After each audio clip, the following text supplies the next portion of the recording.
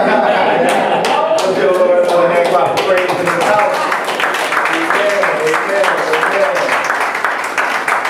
Amen. I will caveat or segue off of what my dad has already preached on. I will be preaching basically on the same message, just with a different twist to it. So I will be reading from Joshua chapter 24, verse 14.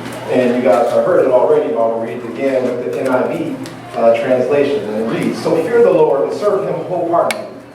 Put away forever the idols your ancestors worshipped when they lived beyond the Euphrates River and in Egypt. Serve the Lord alone. But if you refuse to serve the Lord, then choose today whom you will serve. Would you prefer the gods your ancestors served beyond the Euphrates, or will it be the gods of the Amorites in whose land you now live? But as for me and my house, we will serve the Lord." Let us pray. Father God, in the name of Jesus, we just bless you for this message and for today. We ask for you, Lord, to have these messages fall on the first soil, Lord. You do your will with the message, Father. Thank you for this opportunity and move into your presence. In Jesus' name we pray. Amen. Amen. The title of this particular sermon for the preaching and teaching moment that we will have together is "As for me and my house." As for me and my house. One of my favorite reality shows on television that intrigues me and I get caught up watching when it's on television is A&E hit reality TV show Hoarders. Y'all ever seen the movie Hoarders? Show Hoarders? For those of you who don't know what the show Hoarders is, it's a reality television show that typically shows an individual who resides in their home in which the outside of the home are structured is in fair or good condition while the inside of the house looks like a garbage truck. As the cameras take you inside of these people's homes, you typically find that the homeowner or the tenant who resides there are swallowed up or overrun by their own material possessions that have accumulated on the inside of their home for years, if not decades. Yeah, when the cameras pan across the inside of the person's house, the viewers at home typically get to see the junk that has been stacked wall to wall and floor to ceiling as far as the eye can see. Typically inside of the house, a house is in need of much repairs and there is pungent odor permeating from the inside out due to the conditions of the house. Typically a case manager or a social worker or a city employee will let the homeowner know that their living conditions is below standards and will issue a citation to fix the issue inside of the house or face eviction of the property.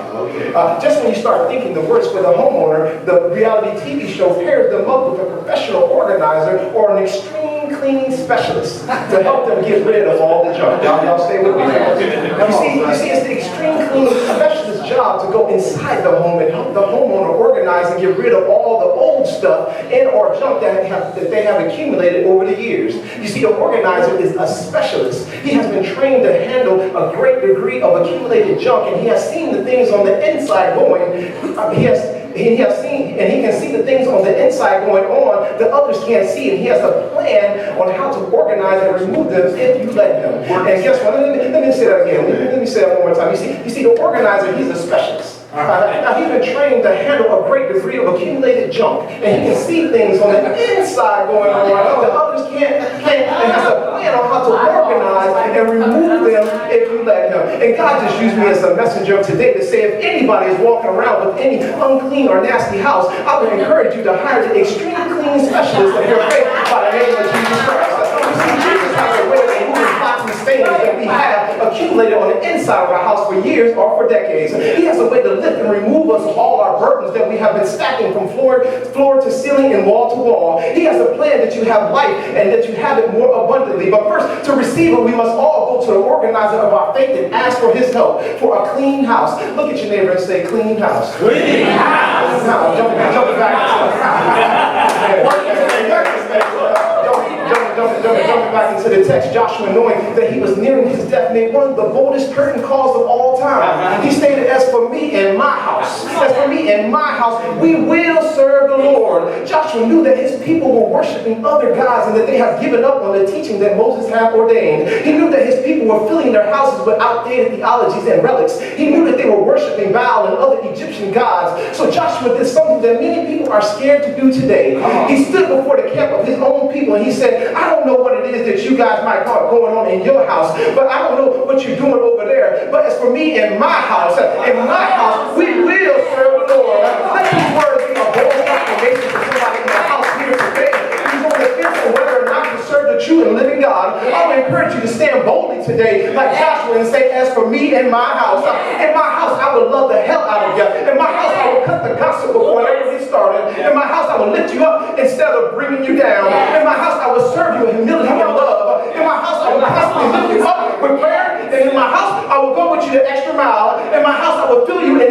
you. In my house, I will serve you with joy and gladness. But first, I must work on cleaning up my house. I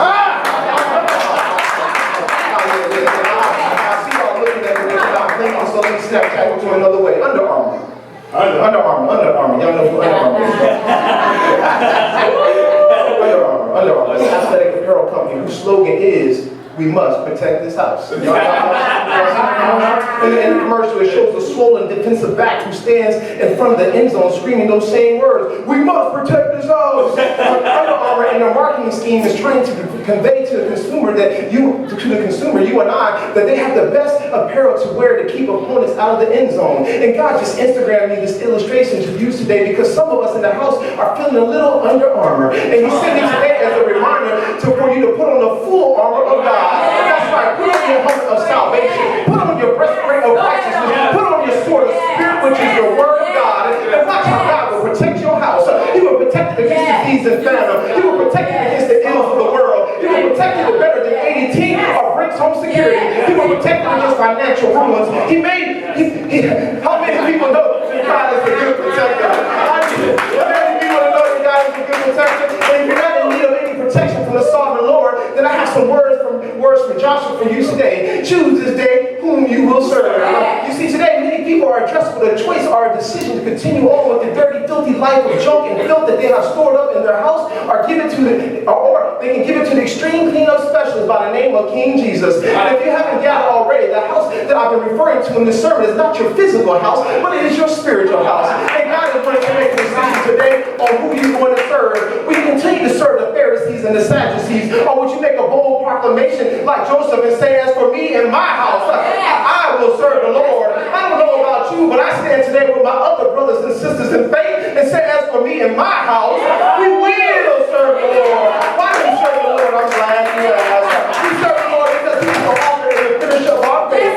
He's the Alpha and the Omega. He's the wonderful counselor. He's the Lion of Judah. He's the Lamb of God. He's the horn of salvation. He's the bread of life.